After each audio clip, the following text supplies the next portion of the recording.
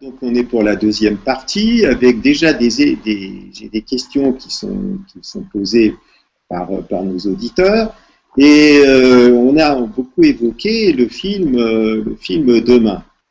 Et en fait, il y a Paul qui demande, qui dit pourquoi Demain porte une charge plutonienne. Il semble que ce film porte plutôt la signature d'Uranus. Qu'est-ce que vous en pensez l'un et l'autre? Tu l'as vu, toi, vous l'avez vu l'un et l'autre, je suppose, ce film. Ouais. Ouais. Je Pour moi, pense qu'on. ah Oui, pardon, vas-y, vas-y. Xavier. Vas-y, Jean-François. Allez. Vas-y. Donc, c'est ni Uranus ni Pluton, c'est Uranus, Neptune, Pluton, c'est ensemble. Il n'y a pas. Je sens, et dans ce film, une capacité de voir les choses autrement avec Uranus, de se relier au monde autrement, et d'œuvrer, donc de le centrer, de le fixer un peu, en trouvant des richesses en eux. Donc les richesses, par exemple, de solutions concrètes et pratiques à des problématiques, voilà, au lieu d'aller chercher à l'extérieur. Donc une révolution mentale qui se fait, très simple, voilà. Et puis il y a une mise en pratique qui incarne les choses. On peut dire que moi je vois Uranus et Pluton en même temps là dans ce film en tout cas. Je trouve D'accord. qu'il traduit bien le carré Uranus-Pluton actuel. D'accord. Moi, j'ajouterais un élément. Je suis 100% d'accord avec ce que vient de dire Jean-François, donc je reviens pas plus. Mais j'ajouterais un élément pour apporter une information de plus. C'est justement, on a parlé un tout petit peu par moment de Pluton en Capricorne, et notamment de peut-être des aspects négatifs de l'énergie du Capricorne, quand on parlait euh, des excès de hiérarchie ou d'ancien monde. On a aussi parlé justement de Saturne plusieurs fois, plutôt pour en parler comme de choses qui étaient un peu, qui devaient laisser la place, d'énergie qui devait laisser la place aux énergies transsaturniennes, parce que nous proposons une conscience plus vaste. Mais là, je voudrais quand même évoquer quelques instants que je trouve que justement le passage de Pluton au Capricorne nous permet aussi d'aller, comme le disait tout à l'heure Jean-François, d'aller trouver le noyau dans la beauté la plus pure de l'énergie de ce signe du Capricorne, et en particulier le point commun avec la Vierge, où la conjonction Uranus-Pluton s'est faite dans les années 60, c'est que c'est donc, comme on disait au début de l'émission, des signes de terre. Et il me semble que dans une partie des nouvelles consciences d'aujourd'hui, il y a cette conscience très forte du besoin de retourner aussi à une forme de simplicité, de sobriété, de frugalité, de façon à respecter le vivant, la nature et nous-mêmes en même temps. Et tout cela, c'est des valeurs qui sont pas mal liées au signe de terre, et en particulier au Capricorne et à la Vierge. Et tous ces mouvements, j'en citerai que quelques-uns, Pierre Rabhi, la simplicité volontaire. Je ne fais pas de prosélytisme pour l'un ou pour l'autre, mais c'est pour dire que dans ces tendances, il y a à la fois l'alliance peut-être possible du meilleur aussi des nouvelles technologies, peut-être symbolisées un petit peu plus par l'énergie uranienne, avec aussi le meilleur de cette énergie Capricorne, qui est le retour en nous, là où on a le Capricorne et Saturne dans notre thème, c'est un potentiel de grande simplicité, de grande pureté de l'être, c'est pour ça que justement Saturne est la porte qui va permettre d'accéder aux trois transsaturniennes, parce que c'est Saturne, par le renoncement à tout ce qui n'est pas essentiel, va nous concentrer sur cette recherche en nous de la perle, du précieux trésor, et qui va ensuite nous permettre de nous ouvrir à des consciences qui dépassent notre petit moi. Mais voilà, le but de mon intervention était de réhabiliter, entre guillemets. Je dis pas ça parce que je dis pas si j'ai du Capricorne ou pas dans mon thème, ce n'est pas le but. Mais c'était pour réhabiliter un petit peu cette énergie saturnienne Capricorne, qui est une très belle énergie, qui est aussi en nous, comme le disait tout à l'heure Jean-François, le père intérieur, la verticalisation intérieure. En nous, l'adulte sage, mûr et responsable, qui est parfaitement ancré dans l'essentiel, ses racines qui plongent au plus profond de l'existence. On se demande vraiment s'il n'a pas de Capricorne. Hein. Oui, bah oui. Donc je rappelle aux auditeurs que vous pouvez bien évidemment chatter en groupe, poser vos questions, et nous attendons des questions. On en a encore déjà qui sont arrivées. Il y a aussi une question donc, qui a été posée par Claire qui pose la question, Claire qui dit est-ce qu'on peut décrire les étapes d'Uranus-Pluton de la conjonction carré-opposition plus nouvelle conjonction sur combien d'années? Enfin, quel rôle joue Neptune dans cette relation de verbe? Ça, c'est un petit peu complexe. Je vais élaborer, je vais peut-être commencer, et puis vous me direz, vous relirez un petit peu ce que je dis. C'est-à-dire que quand on prend ces cycles, ce qu'on évoquait, les cycles Uranus-Pluton, donc c'est un cycle, il y a des cycles courts, des cycles longs. Il y a un cycle de 110 ans qui s'alterne avec un cycle de 140 ans. Pour vous donner un exemple, on a effectivement la conjonction dernière, s'est faite en 1850, et là, celle qui effectivement vient d'avoir lieu, il y a quand même maintenant une cinquantaine d'années, elle a eu lieu en 1900, en gros, entre 61 et 64, 65. Donc ça, c'est un cycle court, vous voyez, c'est un cycle de 110 ans. Et puis la prochaine, elle aura lieu en 2004. 2104. 2104, voilà, c'est 2104. Donc vous voyez, là, ça va faire un cycle long. 140. Donc on a, voilà, 140, voilà. Donc à partir de, vous voyez, ces conjonctions, donc ça veut dire que c'est des cycles longs. Et donc les étapes, moi, vous pouvez les décrire facilement, c'est-à-dire que la conjonction, effectivement, le carré, si vous prenez un cycle de 110 ans, eh ben, le carré, il va se faire à peu près 25 à 30 ans après, et puis l'opposition, ça va être 55 ans, et puis de nouveau de la même façon. Et donc, vous pouvez en gros à peu près découper le cycle, si vous voulez, sur des phases en 4 à partir d'un cycle long ou d'un cycle court. Pour vous donner effectivement des phases importantes, ce dont j'ai parlé, sur le cycle de 1800, celui qui a commencé en 1850, on a eu effectivement une conjonction, on a eu cette conjonction en 1850. On a eu le premier carré, si je me souviens bien, c'était dans les années 1880, par là. Jean-François, je crois que c'est ça. 1880, c'est toutes les découvertes intéressantes, l'aspirine, enfin, il y a plein de choses qui sont intéressantes aussi sur ce plan-là. On ne va pas reprendre toute l'histoire, mais c'est intéressant. Et puis, on a effectivement ce carré, voilà. Ce carré se forme entre 1876 et 1877. Donc, et puis, on a une opposition qui se fait entre 1901 et 1902. Donc, ça, c'est le siècle. Voilà, qui est le début du XXe siècle, avec des choses très intéressantes. Je peux vous citer l'application technologique, l'aspirateur, le rasoir à lame interchangeable. Le premier. J'ai raté cette découverte. Le premier concours Lépine, vous voyez, il y a plein de choses intéressantes. Et puis, il y a surtout, la chose qui me paraît très riche, c'est aussi de côté des travaux sur la radioactivité de Becquerel et de Marie Curie, qui seront récompensés un peu plus tard par le prix Nobel de physique en 1903. Et puis, vous avez le carré décroissant qui se fait entre 32 et 34. Donc, là, il y a cette histoire de l'Empire Cell Building dont j'ai un petit peu parlé, et puis vous avez les premiers prototypes de microscopes électroniques, la télévision à ligne, enfin il y a plein de choses qui vont dans ce sens-là, et donc vous avez cette conjonction, après le carré décroissant donc de 32-34, il y a la conjonction 63-65. Voilà, donc voilà pour parler de ce cycle qui se fait sur 4 étapes. On peut le décrire aussi plus en détail. On a vu, par exemple, en ce qui nous concerne, le cycle qui vient de démarrer, qui a commencé en 1962-65, eh bien, on en parlait hors antenne tout à l'heure, on a eu le premier semi-carré, Jean-François, en 1986, avec la chose terrible qu'on a eue, c'est ainsi Tchernobyl en particulier, il y a eu d'autres éléments. Mais on voit aussi les dangers de la non-maîtrise peut-être parfois de la matière, et que Pluton peut-être encore nous réserve des surprises sur ce plan-là.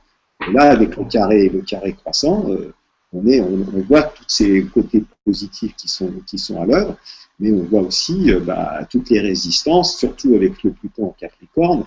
On a quand même aussi les résistances étatiques, les anciennes structures qui sont là, qui essayent effectivement, qui ont du mal à laisser la place à la nouveauté et à ce que peut représenter Uranus.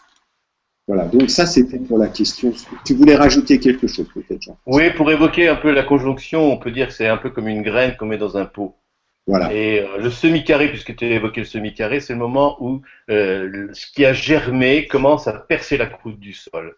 Donc les nouvelles tendances sont nées dans les années 65-66, dans les années 60, ouais, et on a commencé à sentir comment ça pouvait se manifester à partir des années 85-90. Donc et après, avec le relais d'Uranus-Neptune, toutes les découvertes extraordinairement révolutionnaires des années 60, parce que si on les cite, c'est la cybernétique, l'informatique, la génétique, etc., etc.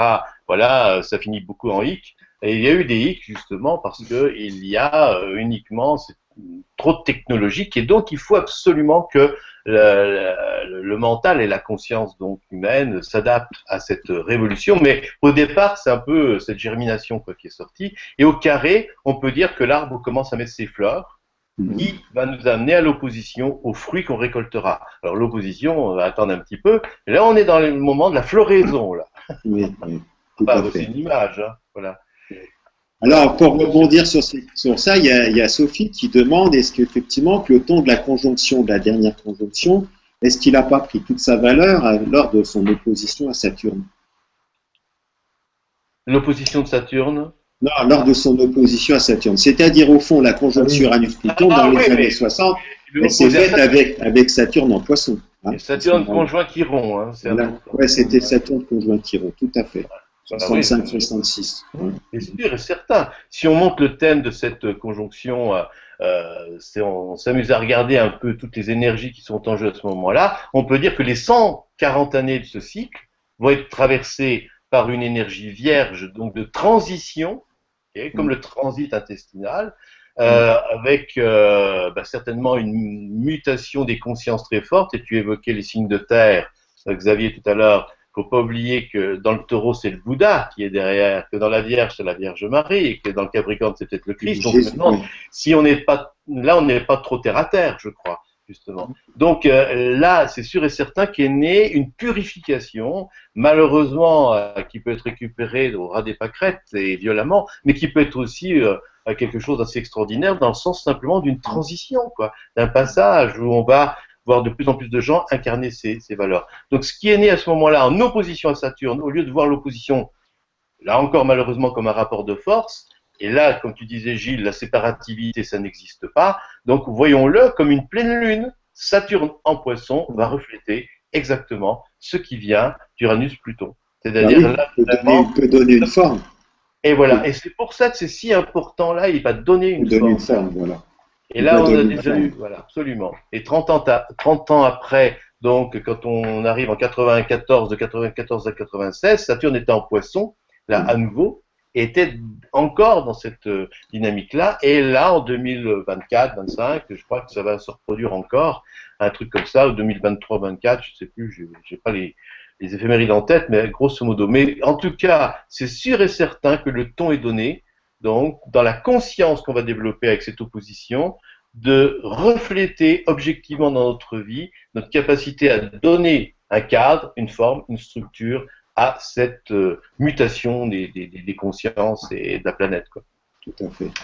Je le dis alors, avec les mots, pour aller dans cette par idée rapport de... à ça, peut-être simplement un petit point en plus à rajouter. J'ai l'impression que par rapport à ce défi, il y a peut-être plusieurs générations qui auront dans tout ce travail à faire de construction d'une nouvelle société, d'une nouvelle conscience. Il y a deux générations qui me semblent avoir un rôle, je ne veux pas dire plus important que d'autres, mais qui ont attiré mon attention. D'une part, celles justement nées dans les années 60 avec la conjonction Uranus-Pluton et qui sont maintenant ceux qui font les gens qui ont, on va dire, en gros, qui arrivent à 50 ans, quoi, et qui sont donc en plus à un âge de maturité, de responsabilité, où ils peuvent, par la position sociale qu'ils ont pu atteindre, avoir un pouvoir réel pour changer certaines choses. Oui. Et une deuxième génération, celle dont on a un tout petit peu parlé tout à l'heure, celle des personnes nées avec la conjonction Uranus-Neptune en Capricorne. Et j'en côtoie beaucoup de ces personnes d'une vingtaine d'années qui ont effectivement, ou en plus plutôt en Scorpion, pour la plupart, mais bref. Et par rapport à cette conjonction Uranus-Neptune en Capricorne, je les ressens vraiment comme justement un peu l'aiguillon qui eux, forcément, ils sont un peu moins hauts dans la hiérarchie sociale parce qu'ils Bien ont sûr, non, mais par contre, eux, ils inventent en bas les mondes associatifs, les mondes collaboratifs, les inventions Exactement. écologiques, Ouvert sur le respect monde. des animaux, du vivant. Et j'ai l'impression que ces deux générations, c'est peut-être mon côté optimiste, mais je pense qu'il peut y avoir en ce moment une jonction qui se fait et qui peuvent commencer à travailler ensemble. Parce qu'en plus, il y a quand même, en ce moment, Pluton est quand même en Capricorne, au trigone, justement, de la conjonction natale Uranus-Pluton en Vierge. Jupiter, donc, il me semble qu'il peut y avoir une alliance entre tous ces signes de terre pour voilà, s'atteler concrètement à changer les choses. Alors, il y a Patricia, Xavier, il y a Patricia qui te demande justement quel est ce nouvel homme que tu appelles de tes voeux. Est-ce que c'est une référence que tu ferais à Aurobindo? King Kong. Alors, ce serait alors, je me méfie toujours méfions-nous des mots qui sont toujours, comment dire, limitatifs par rapport aux notions qu'on veut faire passer. Mais je me réfère aussi bien à des sources aussi variées que Nietzsche, que Aurobindo, que de nombreux mystiques ou de nombreux inventeurs qui tous, de manière différente, nous parlent en fait et là aussi on peut retrouver cette énergie Uranus-Pluton où paradoxalement, plus on essaye de découvrir en nous des nouvelles potentialités insoupçonnées, et là c'est peut-être le registre un petit peu plus archétype uranien, plus en même temps on plonge, comme le disait Jean-François, à la puissance du cœur de l'être qui a toujours été là, dans notre noyau, au noyau de la vie, où il y a en fait tout qui est déjà là, où il y a l'énergie qui est là, et que quand on allie cette énergie vraiment centrale des profondeurs de Pluton et cette aspiration à toujours essayer de se réinventer et de découvrir des nouvelles dimensions qui est peut-être plus uranienne, on pourrait dire, mais alors là, on arrive à des domaines après où ça touche les sensibilités de chacun sur la manière de vivre, la spiritualité et tout, mais avec l'idée, voilà,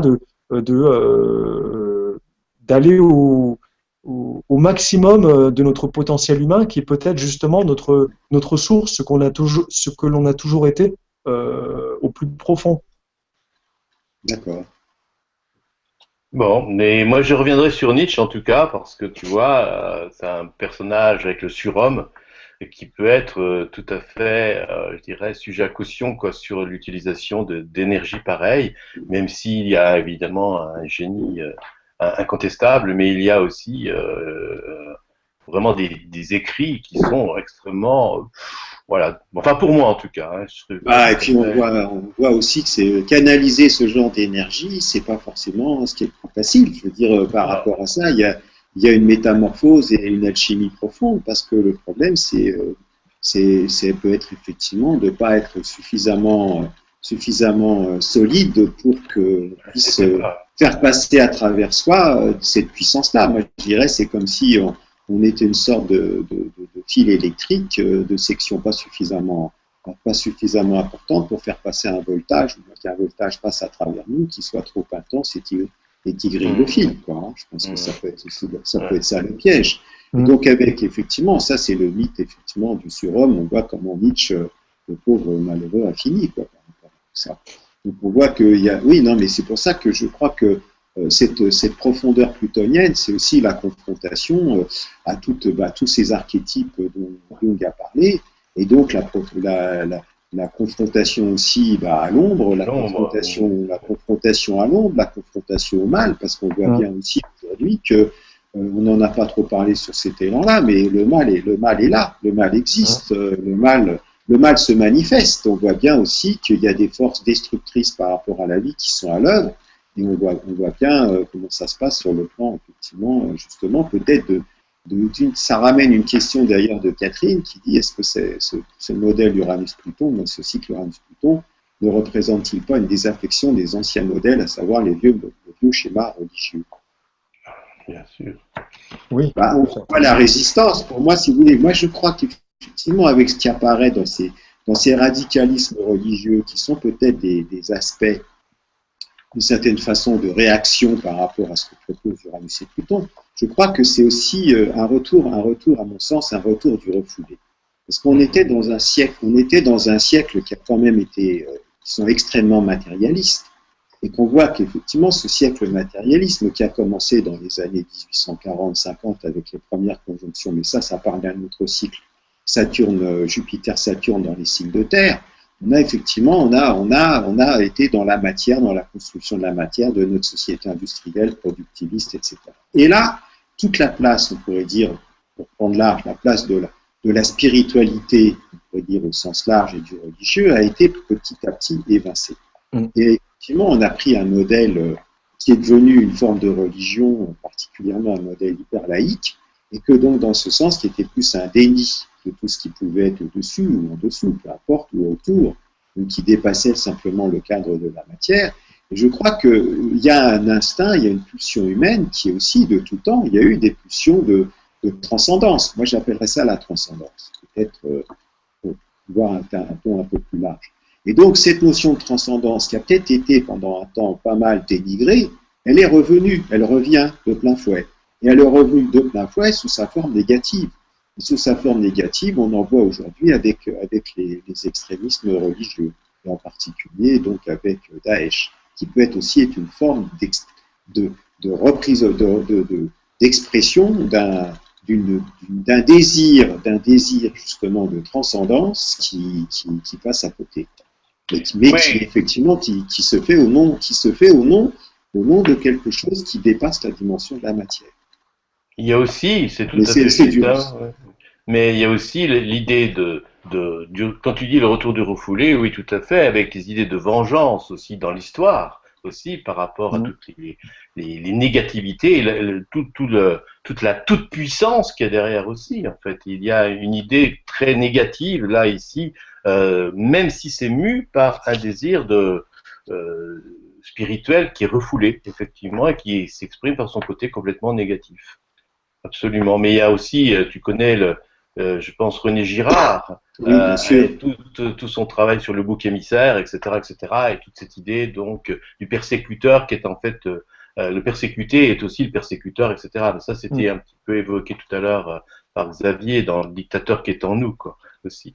Alors, moi, je pense que dans la question qui est posée, je crois qu'il y a les formes extérieures, les dogmes, les attaches à des structures traditionnelles saturniennes qui sont extrêmement marquées, et comme le travail, on pourrait dire, d'intégration et d'individuation n'a pas été fait, ça se reproduit évidemment sur la projection permanente, que ce soit d'un clan sur un autre, peu importe, et évidemment avec des violences, et qui traversent le temps, c'est-à-dire on pourrait dire des crises qui n'ont pas été réglées à une certaine époque. C'est un peu comme les histoires de famille avec les vieilles mémoires qui sont des secrets, tant qu'on ne les a pas mises à jour, eh bien, elles polluent l'atmosphère.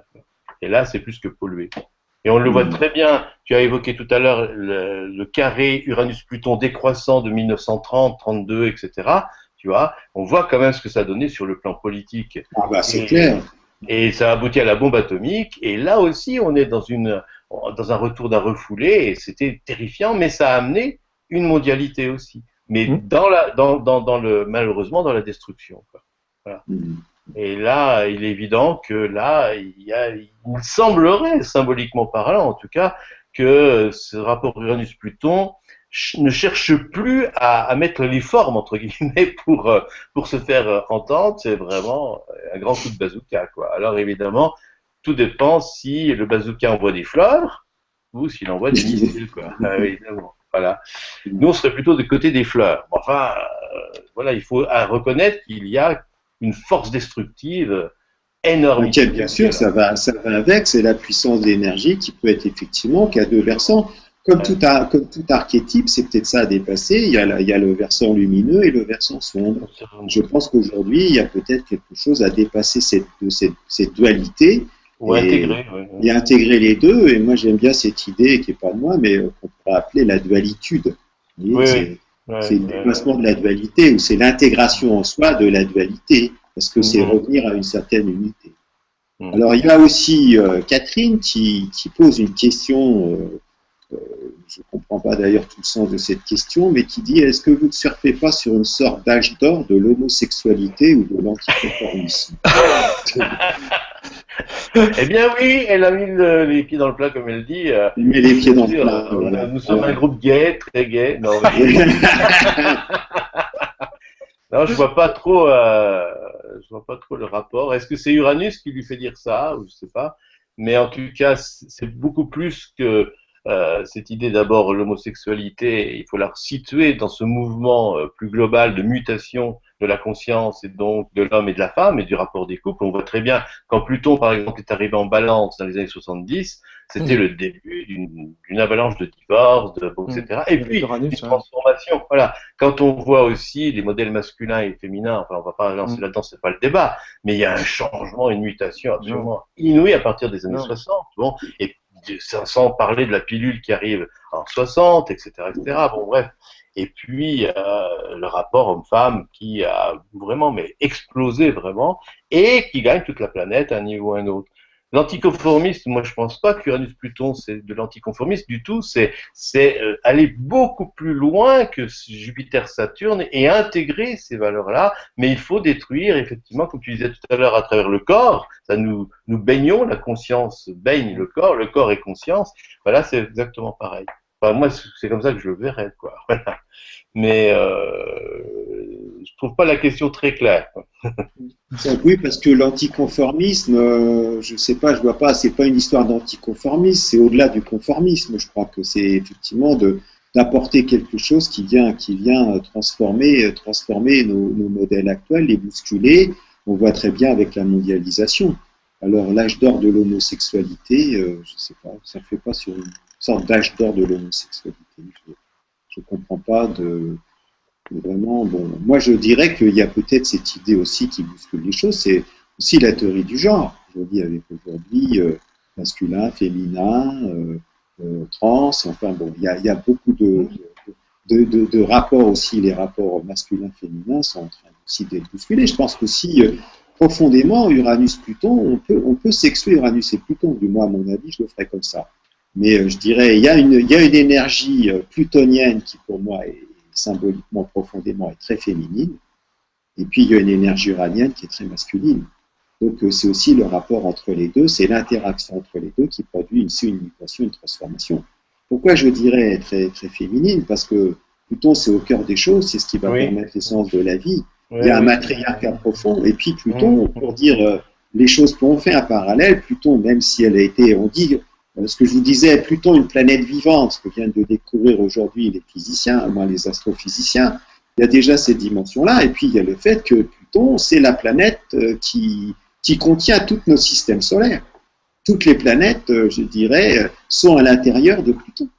Donc, mais si toutes les planètes ont leur orbite à l'intérieur de Pluton. Donc Pluton, c'est une énorme matrice, c'est dans ce sens-là que c'est une matrice d'un champ de mutation, qui est une matrice fondamentale pour toute cette mutation qui est à l'œuvre aujourd'hui. En plus, on découvre, on le savait que c'était une planète tellurique. Or, les planètes telluriques s'arrêtent à Mars, Mercure, Vénus, la Terre et Mars. D'un seul coup, on a Jupiter jusqu'à Neptune qui sont gazeux. Voilà. Et gazou, et on arrive à Pluton et on retrouve derrière ce petit, on croyait que c'était un petit truc un peu rabougri, du verbe rabougrir, donc, et en fait on s'aperçoit que d'abord c'est très vivant, comme tu le dis, et c'est la sonde New Horizon, Nouveaux Horizons, c'est ça, extraordinaire, vraiment, et ça s'est fait le 14 juillet quand même, c'est un peu plus tard là quand même, c'est bien, et on sait que c'est une planète tellurique qui nous ramène donc à Mars, etc., et qui nous ramène au fer, et qui nous ramène à la Terre, donc c'est assez extraordinaire, et puis elle est double, parce que c'est Pluton Charon. Exactement. Oui. Et là, c'est quand même assez. Donc, il y a une notion d'intégration, peut-être, qui peut se faire du duel, du duo, de la dualité, etc. Puisque l'un est vraiment inséparable de l'autre. Il y en a un qui tourne en 6 jours sur lui-même et l'autre qui tourne en 6 jours autour de Pluton, donc Charon. Donc, c'est vraiment, je crois, un personnage fantastiquement intéressant, quoi. Vraiment à des tas de plans. Alors, est-ce qu'aussi Uranus-Pluton, pour reprendre une question que je vais essayer de synthétiser de Nathalie, est-ce que Uranus-Pluton, ça ne nous pousse pas aussi, nous, astrologues, à faire évoluer nos modèles ou remettre en question notre façon d'envisager notre discipline, entre guillemets. Certainement, ça va de soi, et je pense même que ce genre de discussion nous permet en fait chacun d'ouvrir justement en nous des pistes pour évoluer au niveau de nos idées, de nos convictions. Effectivement, avec Uranus-Pluton, ce qui nous est demandé, un peu comme on a dit déjà plusieurs fois dans l'émission, c'est pas seulement de pas commencer par vouloir changer l'extérieur, mais de commencer par accepter de se mettre dans une attitude intérieure de changement profond, de mutation intérieure pour pouvoir ensuite que ça se reflète à l'extérieur. On voit très bien que assez rapidement on a dérivé sur Pluton en particulier, on a laissé un peu Uranus de côté, parce que c'est évident qu'il est au cœur du sujet, comme tu l'as dit Gilles, et moi je suis absolument persuadé que l'astrologie, mais plus que persuadé, puisque ça fait déjà des années que je me suis tourné vers ça, que l'astrologie nouvelle, entre guillemets, ne peut être qu'en relation avec l'énergétique. Donc, et avec une dimension d'information, justement, que ce soit en relation avec la physique quantique, que ce soit... Alors moi, je la travaille avec la psychogénéalogie, la psychosomatique, parce que ce sont des endroits où on voit la mutation des choses. Et on voit comment ça s'alchimise, mais c'est exactement la même chose. C'est l'énergétique qui m'intéresse le plus, là. Et c'est cette dimension de nouvelle conscience, justement, comment les planètes symbolisent vraiment une ouverture et un éclatement d'un vieux noyau de conscience qui était figé à Saturne, et puis d'un seul coup Uranus, Neptune et Pluton. Et là, on revient à ce qu'on disait au départ, depuis qu'ils ont été consciencialisés, entre guillemets, ben maintenant, chacun de nous est dans son laboratoire, et je trouve ça passionnant de chez passionnant, quoi. Donc, je pense qu'il y a aussi ce que proposait Hélène Rudyard à une certaine époque, donc peut-être une autre façon de voir les maîtrises planétaires, par exemple, on verrait plus Uranus travailler constamment sur Saturne, Neptune travailler sur Jupiter et Pluton sur Mars et Vénus, donc automatiquement. Je crois qu'il y a aussi une façon de réinventer, parce que c'était valable à une certaine époque, ces maîtrises, exaltation, etc. Et là, maintenant, je pense qu'il y a quelque chose d'autre qui est à faire avec ça. Ça, c'est pour la partie technique. Hein. Enfin, en tout cas, je suis persuadé que ta question est excellente, parce que nous devons transformer. Tu avais proposé, d'ailleurs, Gilles, par rapport à la psychologie des profondeurs. Donc, tu avais dit il faudrait faire une psychologie de l'altitude. Oui. Ouais, et là, je pense que c'est exactement pareil pour l'astrologie, quoi, tu vois. Oui. Et comment, il y a Patricia qui dit, et comment Pluton se fait-il entendre en ce moment? Pour reprendre vos propos. Voilà. Comment Pluton se fait entendre? À part cette idée de nouveauté, qu'est-ce qu'il nous apporte, Pluton? Comment il se fait entendre aujourd'hui? Ah, mais je vais commencer alors, ok. Il se fait entendre terriblement, je trouve, à travers Saturne, puisqu'il est en Capricorne, là. Donc, si on parle d'une écoute, puisqu'il est en Capricorne depuis 2008, Pluton qui a commencé à faire craquer les planchers saturniens, je pense qu'il faut qu'on regarde très précisément où se trouve Saturne en Sagittaire actuellement et comment ça travaille dans nos thèmes, et je pense qu'il se fait profondément entendre pour parler d'un capteur, si vous voulez, d'un relais, quoi, je crois. Voilà, je dirais ça dans un premier temps. D'accord. Et pour toi, Xavier, il se fait entendre comment Pluton en ce moment? Je pense qu'effectivement, pour rebondir sur ce que disait Jean-François, je pense qu'il a vraiment, il est intimement lié au travail de l'énergie du Capricorne qui nous ramène donc à Saturne et qui nous ramène donc au Sagittaire, puisque Saturne est en ce moment en Sagittaire. Donc là, on voit qu'on est un peu d'ailleurs dans le même endroit du ciel. Hein. On est, les signes ils se suivent.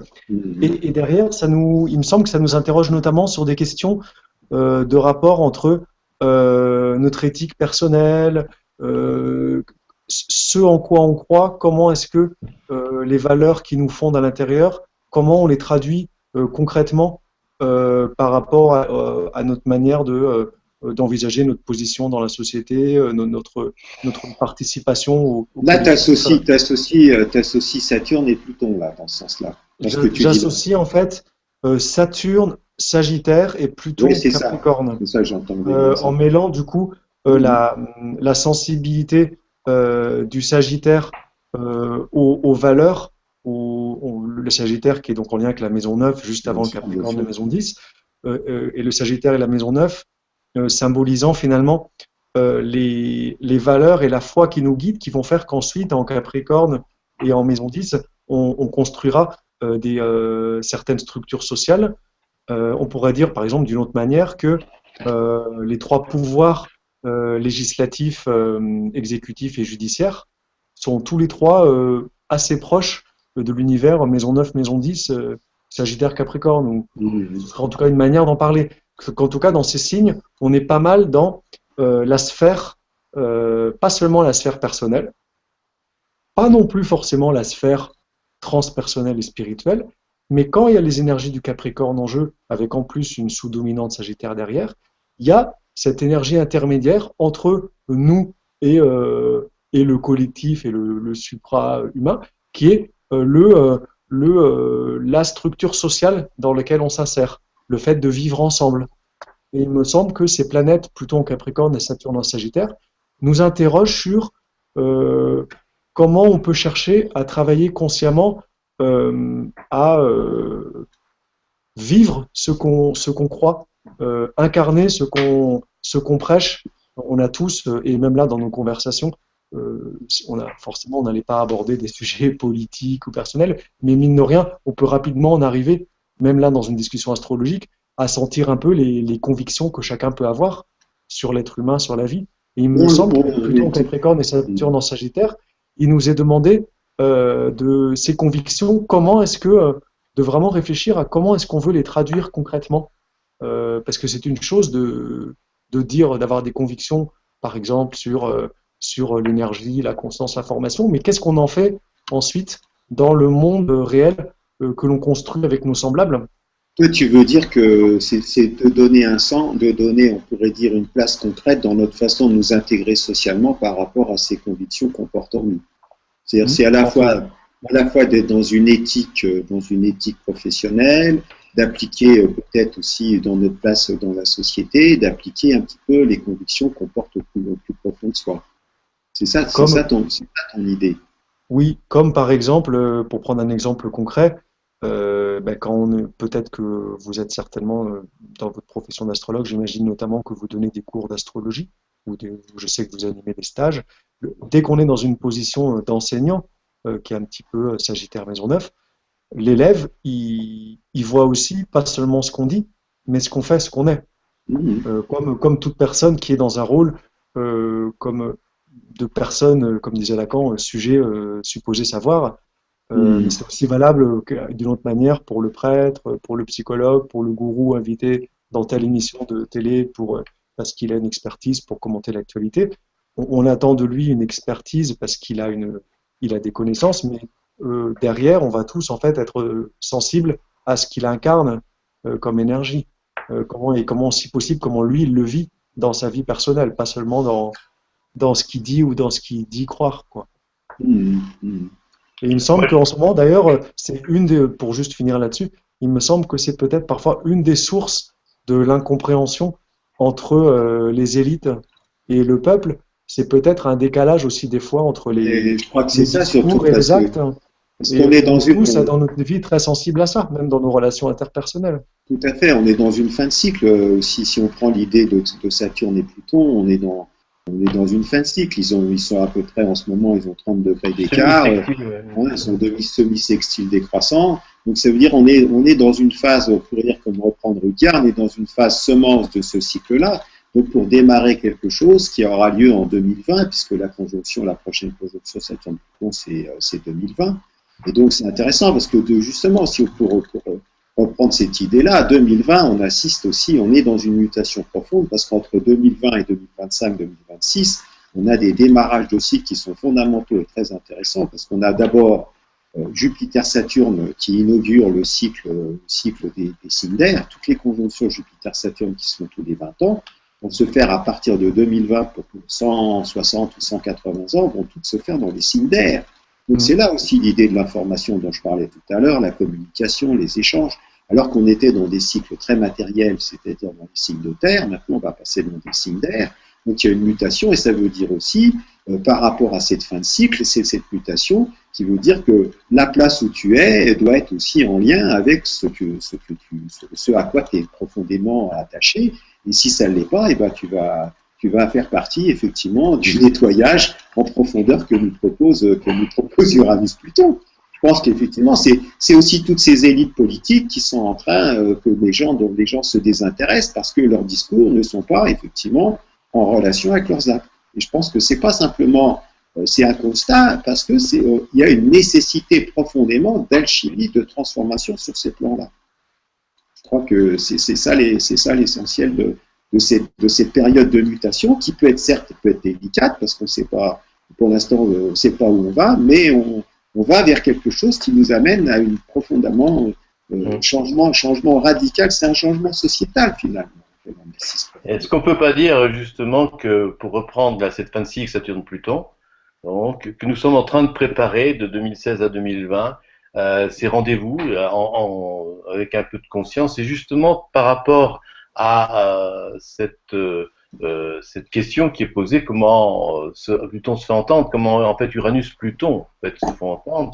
Moi, je dirais que là, de 2016 à 2020, nous sommes dans la phase de préparation et de liquidation en fait de choses qui ont, d'une part avec le cycle Saturne-Pluton, démarré en 1982 avec la conjonction Saturne-Pluton en Balance, qui est passé par des crises donc en 94 et puis surtout en 2001-2002, donc on a vu avec l'opposition Saturne-Pluton les tours jumelles, etc. Bref, et là maintenant on est dans vraiment la dernière ligne droite avant la conjonction Saturne-Pluton qui va commencer dès janvier 2020. Ensuite, on a le cycle Jupiter-Pluton aussi, qui lui est au trigone actuellement, donc décroissant, mais qui va faire son carré, donc décroissant à partir de décembre de cette année. Et lui aussi prépare le terrain, mais par rapport au cycle qui est né en mai 2000, donc un cycle de Terre, donc à 23 degrés du Taureau. Donc là, c'est plus le matérialisme qui est mis en jeu quelque part. Surtout, c'est pour reprendre ton idée, Jean-François, cette conjonction Jupiter-Saturne de 2000, tu vois, en Taureau, elle s'était faite au carré d'Uranus en Verseau. Absolument. Et donc, c'est ça aussi, c'est le changement de notre rapport complètement à la matière. Le rapport qu'on avait à la matière, c'est un cycle qui s'achève, et c'est pour ça que je pense que c'est toute la façon, surtout si on prend l'idée avec le Taureau, c'est toute la notion de possession, c'est toute la notion du partage, c'est toutes ces notions-là. Ça veut dire aussi que la notion de propriété, il y a des tas de choses qui sont très intéressantes au niveau de ce qui se fait, on a vu avec demain. Est-ce que c'est important d'avoir une maison à soi? Est-ce que c'est important d'avoir une voiture à soi? C'est tout ça qui est en train de changer? Est-ce qu'on a besoin, on n'est pas dans une économie plutôt partagée, une économie où effectivement, c'est pas dire on va pas tous être au même niveau, voyez, il y a plus de riches, il y a plus de pauvres, c'est pas ça, je suis pas en train de faire cucu les petits oiseaux. Mais enfin, pour une histoire de mutation profonde, qu'il y a des réalités aussi économiques qui vont nous obliger à être aussi simplement dans une économie de moyens pour simplement, parce que ça sera plus les moyens qui seront les moyens concrets qui seront le plus importants, ça sera davantage ce qu'on en fera. Est-ce que tu veux dire là que pour répondre à peut-être à une question assez clé de l'actualité de 2016, la façon de vivre Uranus-Pluton à travers Jupiter-Saturne, puisqu'on vient de parler de ça un petit peu là, oui, bien sûr. C'est en fait choisir une qualité de vie et non pas une quantité de vie. Exactement. Moi, je le vois tout à fait comme ça. C'est la qualité de vie. On voit que j'en parle. Moi, j'en suis aussi après aussi un exemple vivant. Il y a beaucoup de gens qui décident de vivre autrement, de pouvoir changer de métier, de pouvoir effectivement d'aller à la campagne, de vivre, parce qu'à la campagne, on n'est pas forcément perdu dans un coin paumé à la campagne, parce qu'aujourd'hui, comme on le fait aujourd'hui, Jean-François dans la région parisienne, Xavier du côté de Nantes et moi du côté des Alpes-de-Haute-Provence, et bien on arrive à communiquer. Donc on est connecté. Donc on n'est plus dans une société centralisée où tout se passe à Paris, où tout se passe dans les grandes métropoles. Il y a des choses qui sont en train de bouger et on se rend compte que ça va être de plus en plus comme ça dans les années qui viennent. Et donc, dans ce sens, il y a une qualité de vie qui est davantage choisie que plutôt une quantité, comme pour reprendre ce que disait Jean-François, une quantité effectivement de vie. C'est la qualité de vie qui est privilégiée. C'est pour ça et on le voit bien par rapport à cette mutation aussi. Moi, c'est un petit peu aussi quelque chose qui m'intéresse, mais ça serait sur d'autres cycles. Mais il y a aussi cette idée de la façon d'envisager, tu parlais du travail en parlant de la torture, Il y a une série, je ne sais pas si vous avez vu, j'ai vu une ou deux des émissions sur Arte qui s'appelle Trépalium. C'est très intéressant, qui est l'étymologie de travail, c'est quand même... c'est exactement Uranus-Pluton en Vierge. Ouais, c'est exactement Uranus-Pluton en Vierge, instrument de torture à 3 queues, hein, c'est quand même ça l'étymologie de travail. Donc c'est quand même, il y a quand même quelque chose, c'est notre rapport au travail qui est en train de changer, et ressort aujourd'hui, vous voyez, là on est dans d'autres cycles, mais je trouve que c'est intéressant dans cette mutation aussi à voir comment ça peut se mettre en place. On est dans une façon d'envisager que le travail n'a pas toujours été la valeur dominante de la société. Et qu'aujourd'hui, le travail, il y a quelque chose qui est en train d'évoluer. Et on voit que ce qui ressort des idées, ça nous amène sur d'autres débats, mais d'une idée qui avait été développée par André Gorz en particulier, sur le revenu, l'allocation universelle. Et cette allocation universelle, c'est quelque chose qui fait son chemin. Et que ça veut dire qu'avec ça, on sera dans une société qui sera non plus une société dont la valeur essentielle est le travail, ce qu'on nous dit aujourd'hui, qu'on nous fascine avec le chômage, avec tout ça, mais qui sera une société de la multi-activité. Donc d'une société qui peut être davantage créatrice, et c'est ça que peut-être on est en train de préparer pour les années qui viennent, sachant qu'aussi dans ces cycles, on a ces nouveaux cycles qui démarrent 2020 avec Jupiter, Saturne, Pluton, et puis il y a d'autres aussi avec Saturne, Neptune aussi, on a Saturne, Neptune 2026 avec Saturne, c'est intéressant parce que Saturne, Neptune qui était en Capricorne là en 89, le prochain cycle il démarre à 0 degré du Bélier, je trouve que c'est intéressant, moi dans le premier degré du Bélier, je trouve que là on est aussi dans un nouvel élan. Très beau signe. Pour des astrologues, c'est intéressant. Je trouve qu'il y a un nouvel élan, un nouveau démarrage qui est en train de se faire avec tout ça. Voilà, alors, on arrive à la fin pratiquement de notre émission. Donc, comme conclusion. Allez, Xavier, ça serait quoi ta conclusion, Xavier? Comme conclusion, je pense que voilà les 3 planètes transsaturniennes dont on a beaucoup parlé ce soir, nos 3 amis, Uranus, Neptune et Pluton, voilà, nous proposent un programme exaltant, même s'il peut nous faire peur parce que on a tous, et c'est bien normal, on a des peurs, on a aussi des besoins de sécurité qui font que des fois on a peur du changement parce que on veut s'accrocher à quelque chose, même qui ne marche pas toujours très bien, mais qui au moins marche au moins un petit peu. Et voilà, je pense que ces planètes nous proposent d'accepter de suivre le courant, de se mettre en harmonie avec la vie qui est changement incessant et qui nous propose d'inventer individuellement et collectivement tout le temps des nouvelles formes de vie et où en même temps, paradoxalement, on invente des choses nouvelles, mais on revient en même temps toujours à ce qui est essentiel et qui peut-être ne change pas. Ça, c'est peut-être plus une question. D'accord. Jean-François?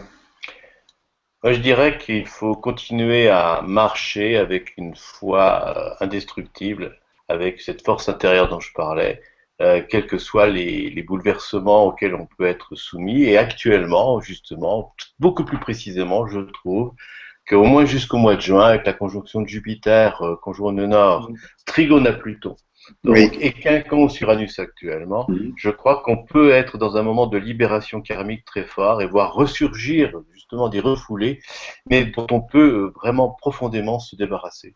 Je dirais donc qu'il faut être dans une attention très soutenue et avec une intention d'être tourné, d'être, on pourrait dire presque magnétisé, attracté, voilà, chercher le mot exactement, par, comme on l'a évoqué, là, comme tu viens très bien de le dire, Gilles, avec le travail et une autre société multi-active, on est attracté par un nouveau monde. Et là, je crois qu'on est tous des agents de ce nouveau monde, donc il faut être le plus vigilant, le plus en contact, le plus récepteur possible actuellement, quoi. C'est une période assez fantastique, assez extraordinaire. Et donc, voilà. Moi, je dirais que, sans reprendre quelque chose qui a eu son heure à un moment donné, je dirais, le changement, c'est maintenant, mais c'est pas là où il est, c'est pas là où vous croyez. C'est-à-dire que c'est le changement, c'est maintenant, ça veut dire, oui, c'est le changement, c'est maintenant, ça veut dire que c'est dans un sens personnel, intérieur, et que c'est parce qu'on change à l'intérieur que les choses changent aussi autour de soi. C'est notre regard sur le monde qui change, c'est poser notre regard autrement. C'est aussi ça qui va faire changer notre réalité extérieure.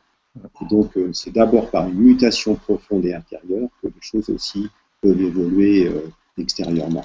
Voilà. Bah, écoutez, on arrive au terme de cette émission.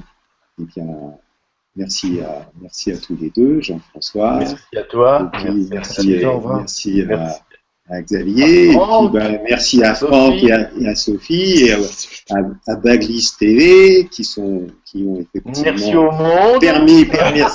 Merci au monde, merci à Uranus et merci à Pluton de nous permettre de nous réunir et d'essayer d'être leur porte-parole sur cette planète. Voilà. Merci à vous.